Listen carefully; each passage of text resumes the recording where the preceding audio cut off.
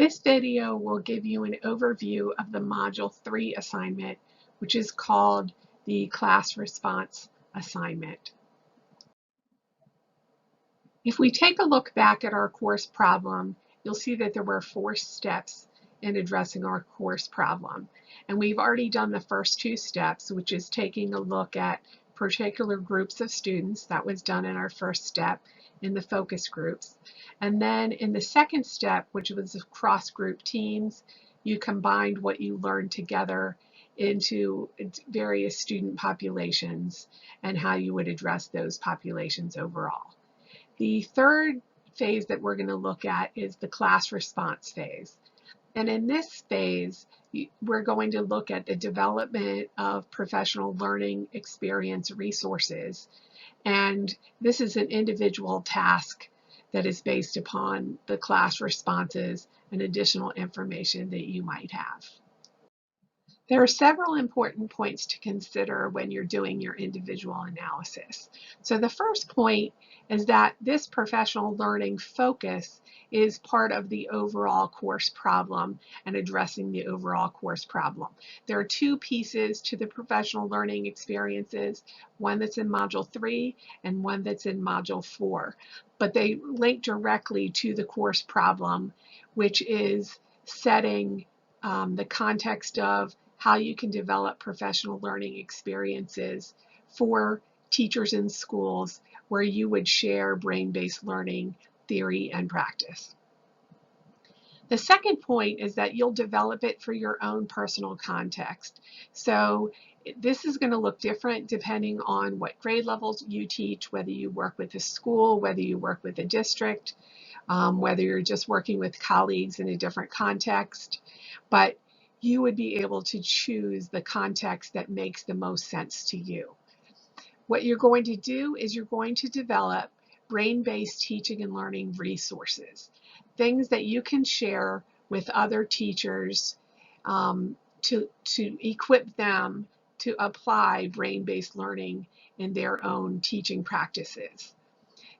You will include both theory and practice. So you're looking at the practical, but rather than just giving strategies, you're also going to present the theory behind those particular strategies. You can use resources within the course or outside of the course, whichever you prefer. In some instances, some of you might have some background knowledge or some tools that you've used outside the course. Feel free to include those in any way. Just make sure that in all contexts that you cite the references that you're using. Next, I'd like you to share your resources in innovative ways.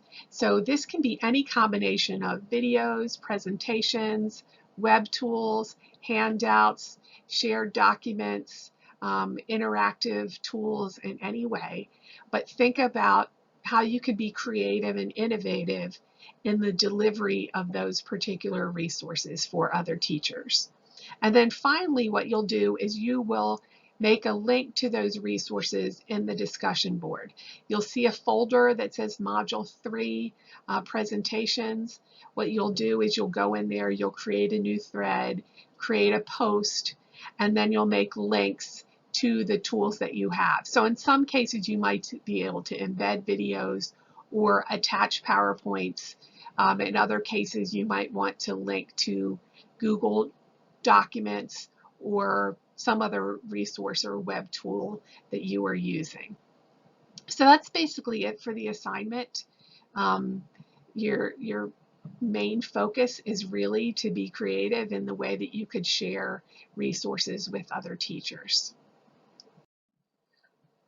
Like other assignments, this is a rubric that you will want to use to help guide your work to make sure you're addressing the things that you need to be addressing in your presentation of elements.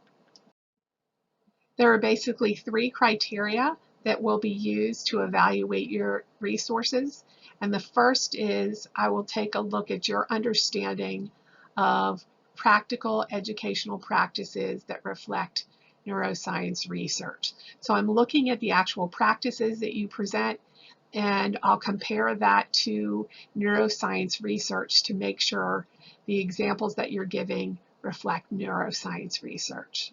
Then secondly, I'll be looking at your understanding of the principles of neuroscience learning and why particular brain-based strategies are appropriate. So I'm looking at the link between the practice and the theory. And then thirdly, I'm going to look at the organization of the presentation and how it is that you make links to professional resources. So those are basically the elements that I'm looking for.